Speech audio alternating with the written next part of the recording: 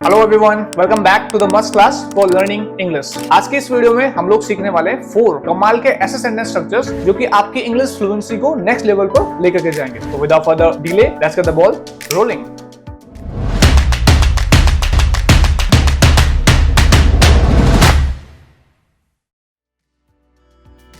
तो फ्रेंड्स, मुझे अभी भी याद है जब मैं इंग्लिश कोचिंग जाता था इंग्लिश सीखने के लिए, तो ना तो मुझे ग्रामर आती थी, ना ही मुझे टेंसेस आते थे, और फ्लुएंसी का तो दूर तक कोई आता पता नहीं था। उसके बावजूद अगर मुझे कोई क्वेश्चन पूछता था, मान लीजिए किसी ने पूछा would you like to take a pizza sir, क्या आप पिज़्ज़ा लेना चाहेंगे, तो मेरे मुंह से गोली की रफ्तार से बिल्कुल तेजी से आंसर निकलता था, I would like to take burger instead. मैं पिज़्ज़ा की बजाय बर्गर लेना पसंद करूंगा, या फिर I would not like to take this, मैं नहीं लेना चाहूंगा इससे। सो आप लोग सोचते होंगे कि जब मुझे ग्रामर नहीं आती थी, टेंसेस नहीं आते थे, या फिर फ्लुएंसी का तो कोई सवाल ही पैदा नहीं होता था, तो उसके बावजूद मैं फ्लुएंटली इस पर्टिकुलर सेंटेंस का आंसर कैसे देता था या क्वेश्चन कैसे पूछता था। सो यहीं पर बहुत बड़ा कमाल का रोल प्ले करते हैं सेंटेंस स्ट्रक्चर्स। सो सेंटेंस स्ट्रक्चर्स क्या होते हैं? सेंटेंस स्ट्रक्चर्स होते हैं ऐसे कमाल के रेडीमेड सेंटेंसेस जिसमें आप एक आध वर्ड्स को चेंज करते हो डिमांड के according, as per the need, और आपके सेंटेंसेस तैयार हैं। यूजुअली होता क्या, जब हम इंग्लिश सेंटेंस बोलना चाहते हैं, एग्जांपल के लिए हमें यही सेंटेंस बोलना है कि मैं पिज़्ज़ा की बजाय बर्गर लेना चाहूंगा, तो मैं मतलब आई लेना चाहूंगा मतलब फ्यूचर की बात हो रही है, तो विल या वुड हो गए कंफ्यूज। फिर विल या वुड के संग first form, second form, third form, कौन सा फॉर्म? तो इतना सारा सोचने का टाइम हमारे पास होता नहीं है जब हम किसी को आंसर कर रहे होते हैं या किसी को क्वेश्चन कर रहे होते हैं। तो यहीं पर बिना सोचे अगर फटाक से बोलना है तो कुछ रेडीमेड बने बुने सेंटेंसेस होते हैं जिनको अगर आपने 4-5 बार भी रिपीट कर लिया तो आप अगली बार से बहुत तेजी से बोल लोगे। तो हमने काफी रिपीट किया हुआ था I would like to, I would like to, I would like to. तो कोई भी पूछता था would you like to take pizza sir,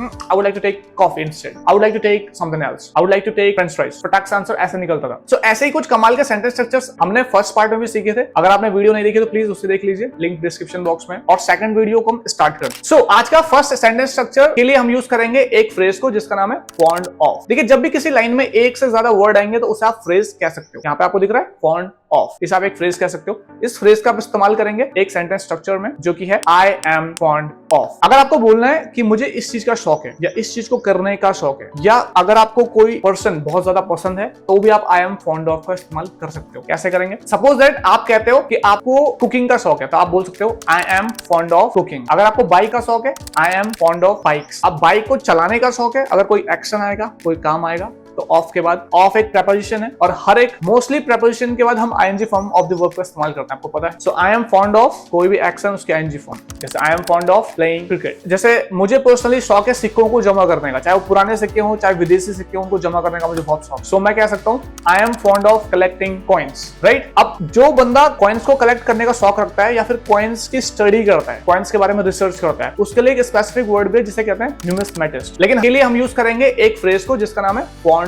of. का शौक है, she is fond of reading books. उनको नई नई जगहों पर घूमने का शौक है। They are fond of travelling new places. उसको बहुत ही डिलीशियस लाजवाब खाना बनाने का शौक है। She is fond of cooking delicious meals. So जब मैं छोटा था मुझे फुटबॉल खेलने का बहुत शौक था। पास्ट में भी आप इसको यूज कर सकते हो। I was fond of playing football in my childhood. उसको बचपन से ही डांस करने का शौक था। She was fond of dancing since childhood. Okay, अब जैसा कि मैंने बताया, फॉन्ड ऑफ का इस्तेमाल आप किसी को अगर पसंद करते हैं तो उसके लिए भी कर सकते हैं। जैसे हम अपने इंग्लिश टीचर को पसंद करते हैं बिकॉज वो इंग्लिश लर्निंग के प्रोसेस को गेमिंग और एंजॉयबल बनाते हैं। So we are fond of our English teacher because he और she makes English learning process enjoyable, gaming and fun. Next example, मुझे अपना फ्रेंड जैक बहुत पसंद है क्योंकि उसमें बहुत एनर्जी है, और जैसे ही वो रूम में एंटर करता है तो वो एनर्जी को सब में ट्रांसफर कर देता है। I am fond of my friend Jack because he has that energy, that enthusiasm. As he enters the room he transfers this energy to everyone there. Okay friends, so अब हम second sentence structure पे चलते हैं। उसके लिए हम use करेंगे एक फ्रेज को जिसका नाम है second to none. Okay, so second to none एक कमाल का फ्रेज है जिसको आप बहुत जगहों में यूज कर सकते हैं। अभी रिसेंटली हमारे मोदी जी ऑस्ट्रेलिया गए थे, तो वहां के प्राइम मिनिस्टर ने इंडियन क्राउड का हल्ला देख करके, हम इंडियंस बहुत चिल्लाते हैं, तो इंडियन क्राउड का हल्ला देख करके ये वो तारीफ की थी, इंडियंस हमारी तारीफ की थी। उनका आप खुद ही सुन सकते हो। I get to speak to some pretty big crowds as Prime Minister, but I have to say that the warmth and the energy here tonight is absolutely second to none.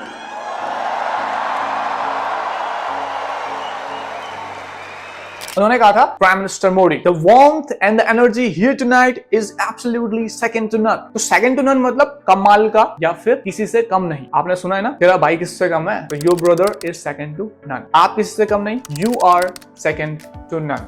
मैं किसी से कम नहीं, I am second to none. आप किसी person के लिए बोल सकते हो वो किसी से कम नहीं, या फिर आप किसी के किसी टैलेंट के लिए भी बोल सकते हो, जैसे कि आपकी मॉम के जो कुकिंग स्किल्स हैं हो सकता है वो कमाल के हो, वो किसी से कम ना हो, तो your mom's cooking skills are second to none. Okay friends, so अब देखते हैं हम थर्ड सेंटेंस स्ट्रक्चर. उसके लिए हम यूज करेंगे एक कमाल के फ्रेज को जिसका नाम है एंड अप. इसका इस्तेमाल कहां पे करेंगे? ये बोलने के लिए कि आखिरकार ऐसा हो गया या आखिरकार हम वहां पहुंच गए, इवेंचुअली, फाइनली की जगह पर हम एंड अप का यूज कर सकते हैं एज अ वर्ब. एग्जांपल से और ज्यादा क्लियर होगा. सो उसने पढ़ाई की नहीं एग्जाम के लिए और फिर वो फाइनली फेल हो गया. So he did not study for the exam, so he ended up failing it. Okay, उन्होंने अपना बिजनेस बहुत जोश से, बहुत उम्मीदों से शुरू किया, लेकिन इवेंचुअली अनफॉर्चुनेटली वो लोग फेल हो गए, वो लोग बैंकरप्ट हो गए, दिवालिया हो गए. So they started their business with high hope and energy, but unfortunately they ended up bankrupt. Okay, हमें लगा कि पार्टी छोटी मोटी होगी, लेकिन इवेंचुअली ये तो बहुत बड़ी पार्टी बन गई. So we thought it would be a small gathering, but it ended up turning into a huge party.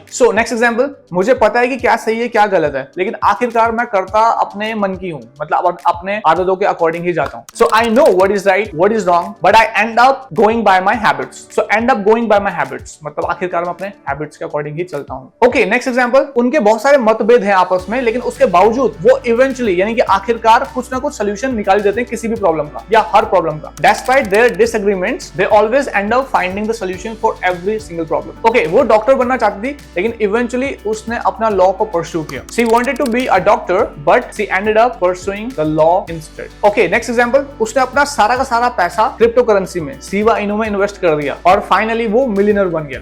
So he invested all his money in cryptocurrency, especially in Shiba Inu, and he ended up becoming a millionaire. Okay, so आप end up का इस्तेमाल future के sentences के लिए भी कर सकते हैं, जैसे कि अगर आप ऐसे ही टाल मटोल करते रहोगे, so आप ना डेडलाइन को मिस कर दोगे जो डेडलाइन आपको मिली है. So if you keep procrastinating, you will end up missing the deadline. हमने बीच पे जाने का प्लान किया था, लेकिन जैसे ही बारिश आई आखिरकार हम लोगों को घर में रहना पड़ा. So we planned to go to the beach for the party, but as it started raining, we ended up staying at home. Okay friends, so अब फोर्थ और लास्ट सेंटेंस स्ट्रक्चर पे बढ़ते हैं, जिसको हम बनाएंगे इस फ्रेज की हेल्प से, जिसका नाम है इट्स नो यूज.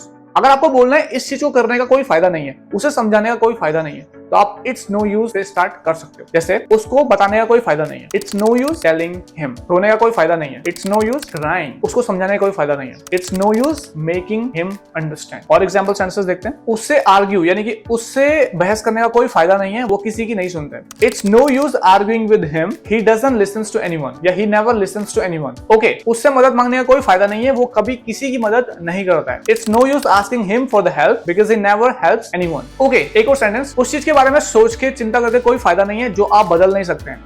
इंस्टेड मतलब उसकी बजाय हमें फोकस करना चाहिए जिस पे हमारा कंट्रोल है. So it's no use worrying about the things we can not change, instead focus on the things you have control on. Okay friends, अब एक बहुत फेमस सा इडियम है, आपने सुना भी होगा, अब पछताए क्या करे जब चिड़िया चुग गई के. सो आप इसको इंग्लिश में बोल सकते हैं it's no use crying over spilt milk. Okay, अगर हमें कोई भी ऐसा सेंटेंस बनाना है कि इसका कोई फायदा नहीं हुआ, तो हमें हमेशा इट्स नो यूज स्टार्टिंग में लगाना है, ऐसा कंपलसरी नहीं है, हम इसको बीच में भी लगा सकते हैं. एग्जांपल के लिए, I try to fix the computer but it's no use, I think I should call the technician now. मुझे लगता है मुझे अब टेक्नीशियन को कॉल करना चाहिए. Okay, next example. मैंने नेगोशिएशन यानी कि बातचीत करने की बहुत कोशिश की, लेकिन कोई फायदा नहीं हुआ. वो लोग बिल्कुल भी तैयार नहीं है प्राइस को डाउन करने में या फिर झुकने में या फिर अपना जो स्टैंड है उसको चेंज करना. तो I attempted to negotiate on the better deal but it's no use, they are not willing to budge on the prices. Budge on मतलब वो झुकने के लिए या चेंज करने के लिए तैयार नहीं है. किसको? प्राइसेस को. ओके, मैंने ट्रेन को पकड़ने की कोशिश की, लेकिन वो जा चुकी थी, कोई फायदा नहीं हुआ. I attempted to catch the train but it's no use because it went या